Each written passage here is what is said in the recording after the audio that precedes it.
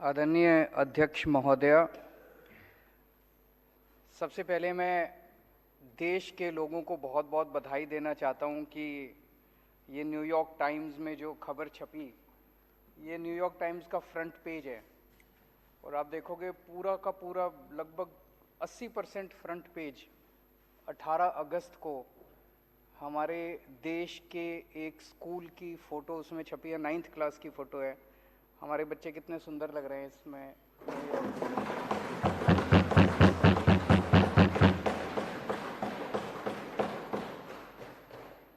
और उसके नीचे मनीष सिसोदिया जी की फ़ोटो छपी है, लिखा है मनीष सिसोदिया दिल्ली एजुकेशन मिनिस्टर। ये पूरे देश के लिए गर्व की बात है, 130 करोड़ भारतीयों के लिए गर्व की बात है। सबका सीना चौड़ा हो गया जिस दिन ये खबर छपी थी। मैं समझता हूँ पूरे देश में अगर आप पूछो कि केंद्र सरकार में शिक्षा मंत्री कौन है, मुझे नहीं लगता किसी को भी पता होगा। मैं अगर आप पूछो कि उत्तर प्रदेश का शिक्षा मंत्री कौन है, किसी को नहीं पता होगा। मैं एक वो देख रहा था सोशल मीडिया पे, ये टीवी वाले कई बार बच्चों से पूछते हैं। एक बच्चे से पूछा, बेटा केंद्र का शिक्षा मंत्री कौन है? बोला मनीष सिसोदिया। उससे पूछा उत्तर प्रदेश का शिक्षा मंत्री कौन है? बोला मनीष सिसोदिया। उससे पूछा राजस्थान का शिक्षा मंत्री कौन है? बोला इस देश में एक ही शिक्षा मंत्री है और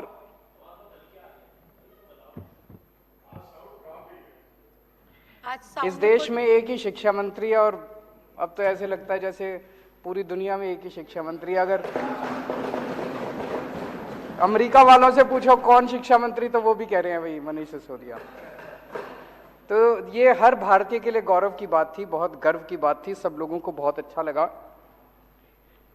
ये खबर छपी थी 18 अगस्त को और उसी के एक हफ्ते बाद 25 अगस्त को इसी अखबार में, अमेरिका के इसी अखबार में ये एक और खबर छपी थी, Modi's India is where global democracy dies. Modi के भारत में जनतंत्र की हत्या हो रही है। इसी के एक हफ्ते बाद एग्जैक्टली 25 अगस्त को यह खबर छपी है।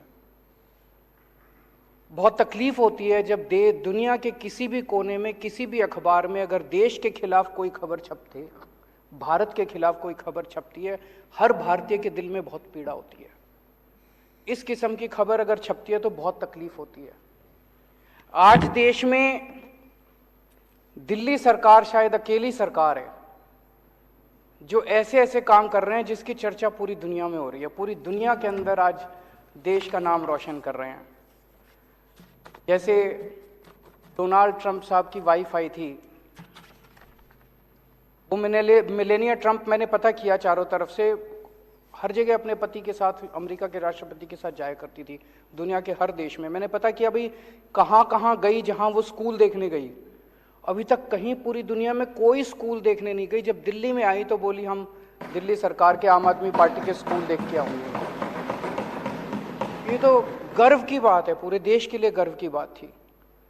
यूएन के फॉर्मल सेक्रेटरी जनरल बान की मून साहब दिल्ली आए, स्पेशली दिल्ली के मोहल्ला क्लिनिक देखने के लिए।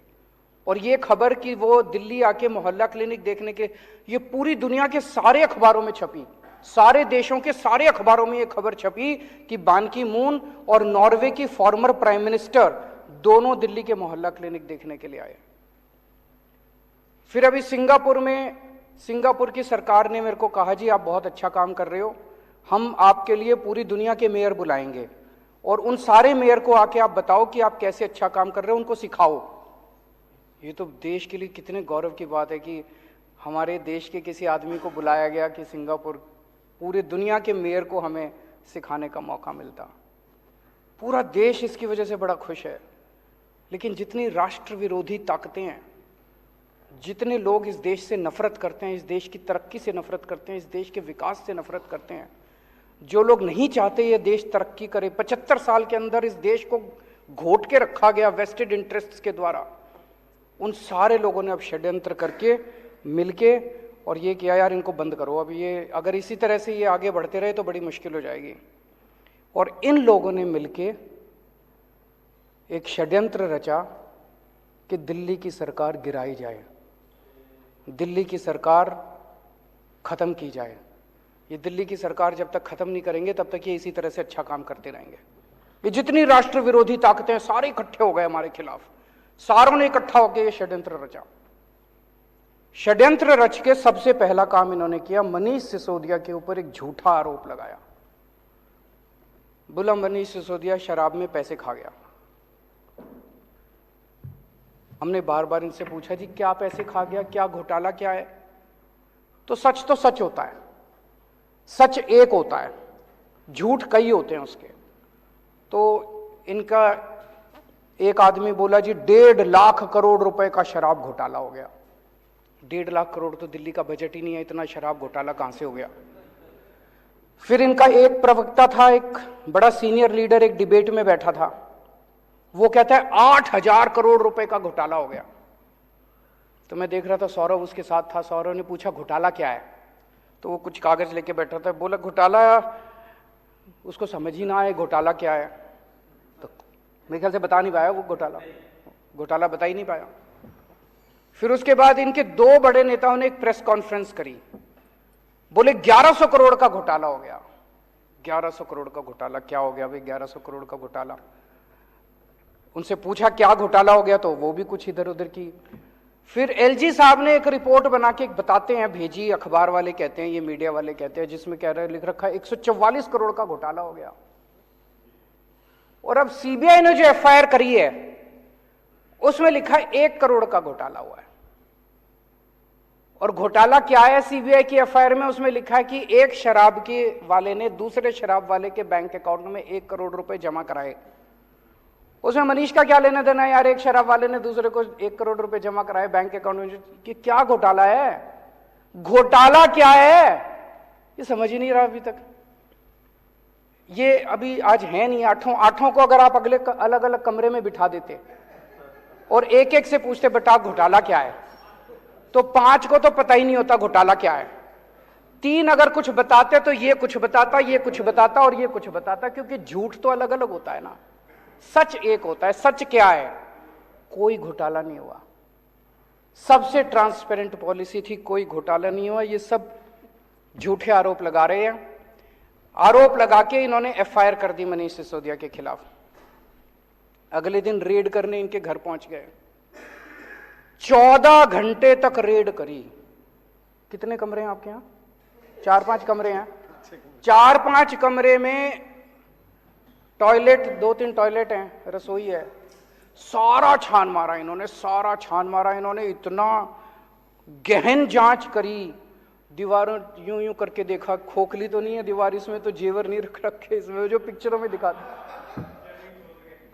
फिर वो उन्होंने गद्दे भी फाड़ फाड़ के देखे, गद्दों में तो नहीं रख रखे, तकिए फाड़ फाड़ के देखे, इनके सारे कपड़े, अलमारी, फलाना सारा कर करा के शाम को निकल गए। 58 भी नहीं मिली, 54 भी नहीं मिली, अनअकाउंटेड 54 भी नहीं मिली। कोई जेवर नहीं मिले, कोई पैसा नहीं मिला, कोई जमीन जायदाद के कागज नहीं मिले, कोई इंक्रिमिनेटिंग डॉक्यूमेंट्स नहीं मिले, कुछ कोई दस्तावेज कुछ नहीं मिला। मतलब मैं पूछ रहा था इनसे कि 30-35 लोग आए थे, उनके खाने का खर्चा भी नहीं निकला रेड के अंदर, रेड का खर्चा भी नहीं निकला और वो चले गए। आज 7 दिन हो गए, 8 दिन हो गए रेड को, अभी तक कुछ पता नहीं चला भाई इनके यहाँ क्या निकला। कुछ नहीं निकला इनके यहाँ, पूरी की पूरी फर्जी रेड थी। जब रेड खत्म हो गई तो हम सोच रहे थे क्यों कर रहे हैं। अगले दिन मनीष सिसोदिया जी के पास इनका कोई आदमी संदेश भेजता है। ये लोग संदेश भेजते हैं, बोले जी ऊपर से है, ये टॉप से, वहां से संदेश ये है कि आप केजरीवाल का साथ छोड़ दो, आम आदमी पार्टी तोड़ के 2-4 एमएलए और ले आओ, हम आपको आम आदमी पार्टी की सरकार अब गिराने जा रहे हैं बहुत जल्दी। ऑपरेशन लोटस चालू है दिल्ली के अंदर, आपको हफ्ते 10 दिन के अंदर दिल्ली का मुख्यमंत्री बना देंगे। दूसरा बोले ये सारे तुम्हारे सीबीआई और ईडी के केस खत्म कर देंगे। तो इसने कहा सीबीआई ईडी के केस में तो कुछ है ही नहीं, सारा फर्जी केस है, कल तुम जांच वांच भी करके ले गए, कुछ भी नहीं मिला तुमने, मैंने कमाया नहीं, कुछ करा नहीं, तो इस केस तो तुम करते रहो, मेरे को क्या डर है। और बोले मंत्री सीएम बनने का मेरे को कोई ख्वाब नहीं है, मैं तो शिक्षा मंत्री बन के खुश हूं। बड़ी बात है। सीएम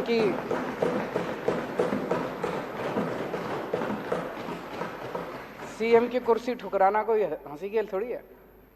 नहीं तो आदमी तो सीएम की कुर्सी के लिए पता नहीं इतिहास में कितने बड़े बड़े बवंडर हुए हैं, कितने बड़े बड़े, तो सीएम की कुर्सी ठुकरा दी इन्होंने। मैंने पिछले जन्म में कुछ पुण्य किए होंगे जो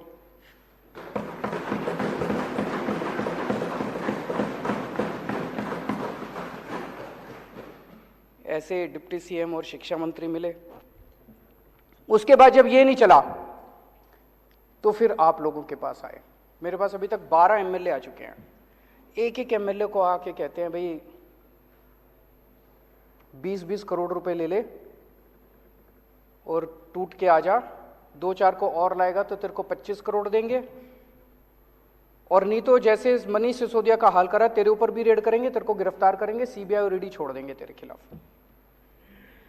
भाई साहब सलाम करता हूं आप सबको।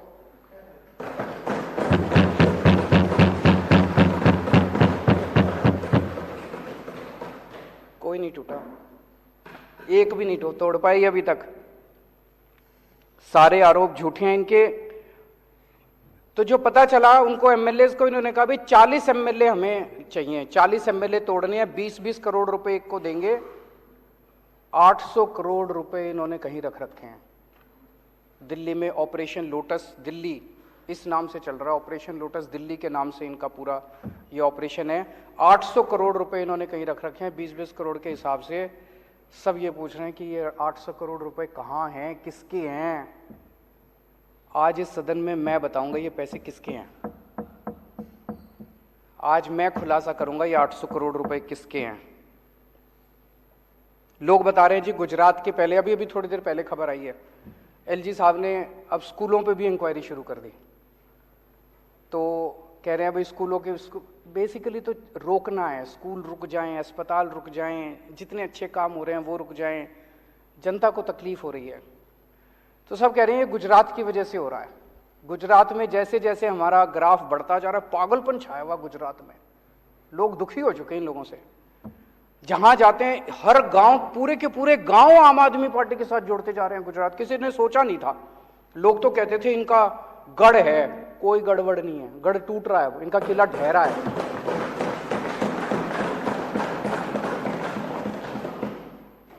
तो लोग तो यही कह रहे हैं जी दिसंबर में सरकार बनने के बाद गुजरात में इनके 27 सालों की आप इंक्वायरी कराओगे, तब तक ये इंक्वायरी करा रहे हैं दिल्ली के अंदर। अगर आज हम गुजरात चुनाव अनाउंस कर देना भाई गुजरात चुनाव हम नहीं लड़ेंगे, ये सारी इंक्वायरी बंद हो जाएगी, सारी ईडी बंद, सीबीआई बंद, सब खत्म। उसी की वजह से हो रहा है ये। कई सरकार गिरा चुके अभी तक ये देश में। गोवा की सरकार गिराई, कर्नाटक की सरकार गिराई, महाराष्ट्र की सरकार गिराई, असम की सरकार गिराई, मध्य प्रदेश की सरकार गिराई, बिहार की सरकार गिराई, अरुणाचल प्रदेश की सरकार गिराई, मणिपुर की सरकार गिराई, मेघालय की सरकार गिराई। शहर में एक सीरियल किलर आया हुआ है जो एक के बाद मर्डर करता जा रहा है, एक के बाद एक मर्डर करता जा रहा है। जनता सरकार चुनती है, ये सरकार गिरा देते हैं। मतलब जनता को तो रौंद रखा है। महाराष्ट्र में जनता ने एक सरकार चुनी, गिरा दी। गोवा में जनता ने एक सरकार चुनी, गिरा दी। जनता के पीछे पड़े हैं और सब जगह पैटर्न एक ही है। अभी जैसे महाराष्ट्र में भी हम लोगों ने देखा, जितने टूट के इधर से उधर गए, बताते हैं सबके पीछे सीबीआई ईडी पड़ी थी। सीबीआई और ईडी उनको बुला रही थी, जैसे वो इधर से उधर गए सीबीआई ईडी के केस बंद।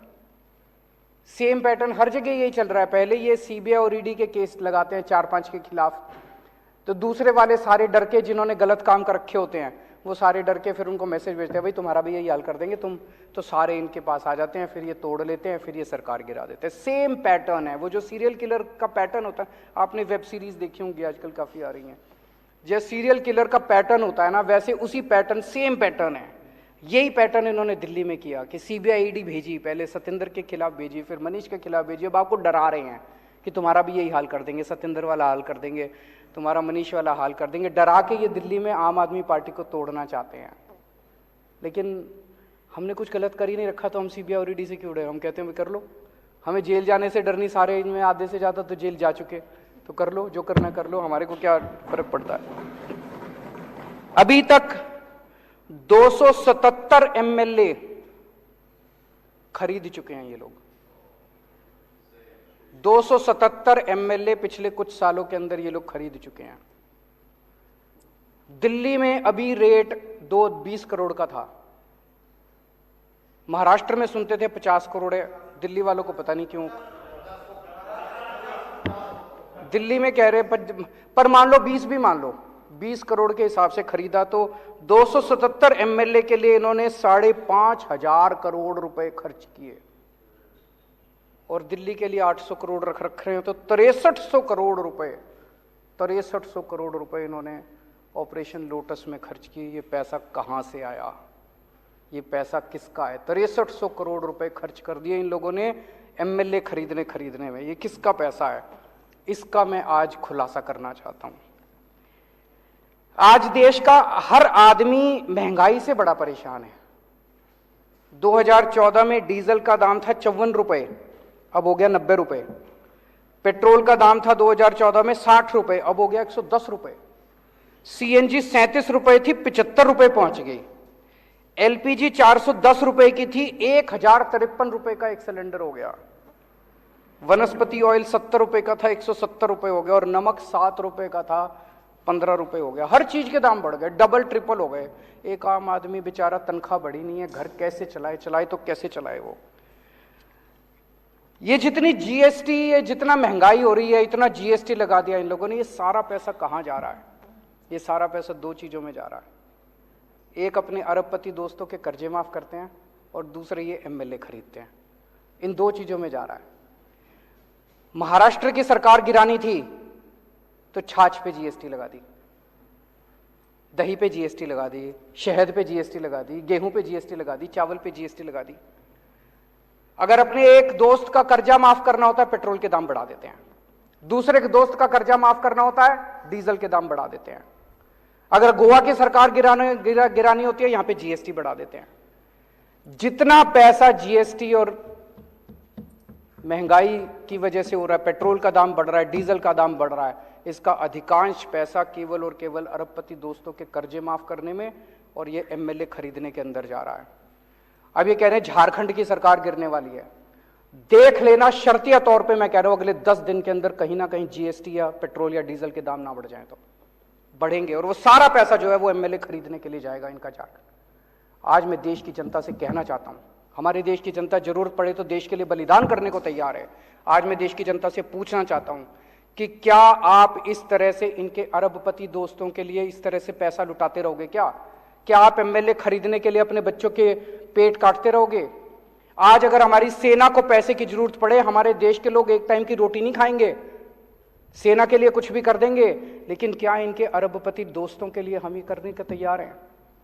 आज एक तरह से कई लोगों को मैं जानता हूं, कई परिवार ऐसे हैं, पहले 1.5 किलो दूध लिया करते थे दिन का, अब वो कम करके 1 किलो कर दिया जब से ये महंगाई हो रही है, जब से ये जीएसटी लगा है। कई परिवार ऐसे हैं जिन्होंने एक टाइम की सब्जी लेनी बंद कर दी, अब नमक से रोटी खा लेते हैं।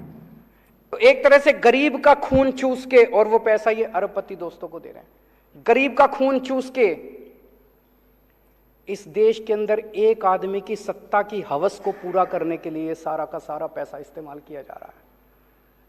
क्या देश के लोगों को यह मंजूर है?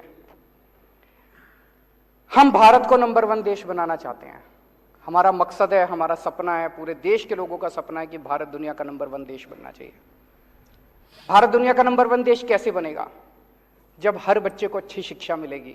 सब बच्चों को पढ़ाना पड़ेगा, स्कूल खोलने पड़ेंगे, अस्पताल बनाने पड़ेंगे, सड़कें बनानी पड़ेंगी, ये सारा काम करना पड़ेगा। लेकिन जितने लोग काम कर रहे हैं इस देश के अंदर, उन सारे लोगों को अगर आप काम नहीं करने दोगे, उनको रोकोगे, उनके पीछे सीबीआई ईडी छोड़ दोगे, तो फिर देश आगे कैसे बढ़ेगा?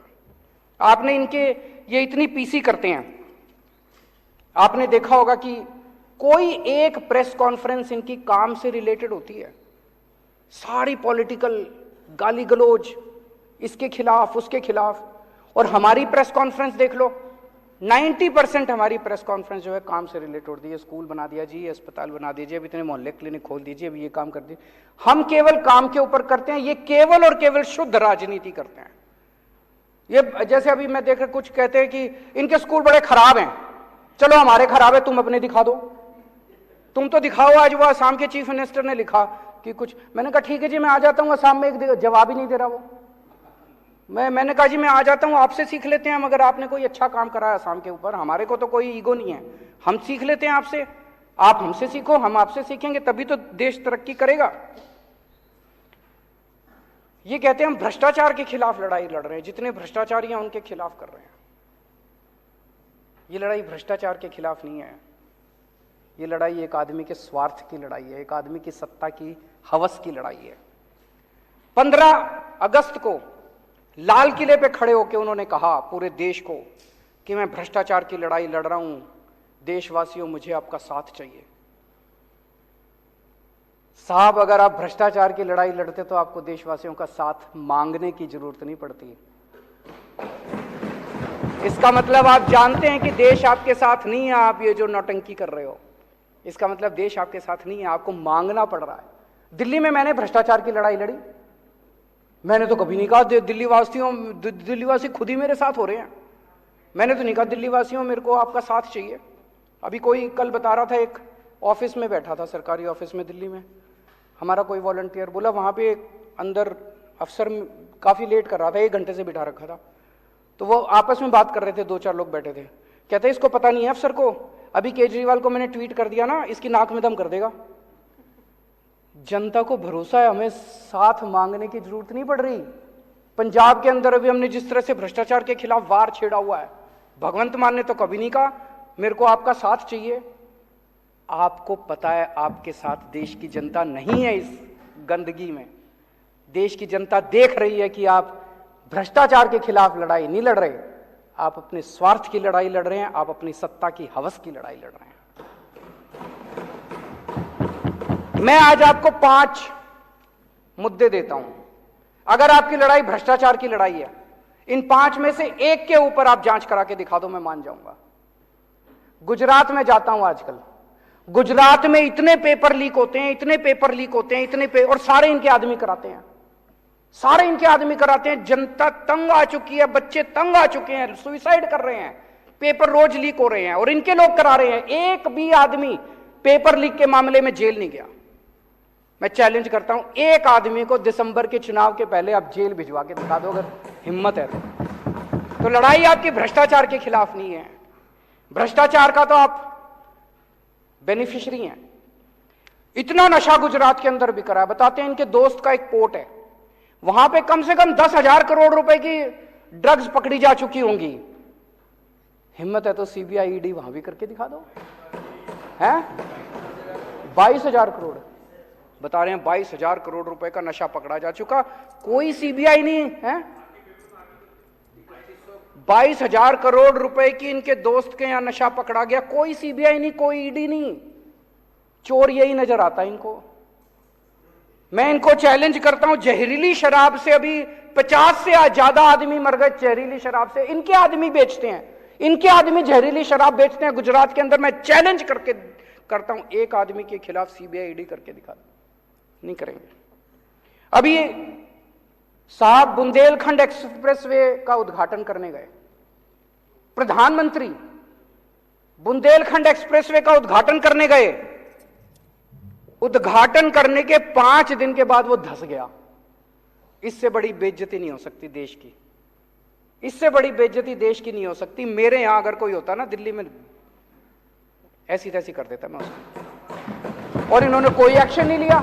उसके खिलाफ सीबीआई ईडी नहीं, बता रहे हैं उसको 2 और 4 ठेके और दे दिए, बड़ा शाबाश, बहुत अच्छा काम किया। उसको 4 ठेके बता रहे हैं और दे दिए। बुंदेलखंड एक्सप्रेसवे धंस गया, उसकी कोई सीबीआई ईडी नहीं है। 10 लाख करोड़ रुपए के कर्जे जिनके माफ करे, 10 लाख करोड़ रुपए के अपने अरबपति दोस्तों के इन्होंने कर्जे माफ कर दिए। उसमें कई लोगों ने बीजेपी को चेक में डोनेशन दे रखी है। इससे बड़ा सबूत रिश्वत का हो सकता है? भाई तुमने उससे डोनेशन ली और डोनेशन लेके उसके कर्जे माफ कर दिए, इससे बड़ा रिश्वत का सबूत क्या होगा?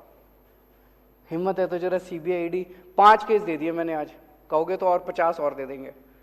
तो लड़ाई भ्रष्टाचार की नहीं है, लड़ाई स्वार्थ की है, लड़ाई सत्ता हथियाने की है, जनता को तंग करने की है।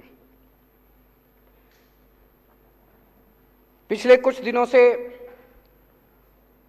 ये चल रहा है कि इन्होंने इतने आदमी, इतने एमएलए तोड़ लिए, इतने एमएलए तोड़ लिए, इतने, मेरे पास कई फोन भी आ रहे हैं लोगों के कि जी सब ठीक है ना, 2-4 कितने गए, बहुत फोन आ रहे हैं मेरे पास। तो अध्यक्ष महोदया, मैं इस सदन के अंदर कॉन्फिडेंस मोशन लाना चाहता हूं दिल्ली की जनता को दिखाने के लिए कि उन्होंने जिन लोगों को चुना है वो एक एक हीरा है। ये मर जाएंगे, कट जाएंगे, लेकिन ये टूटने वाले नहीं है, एक भी आदमी नहीं टूटा।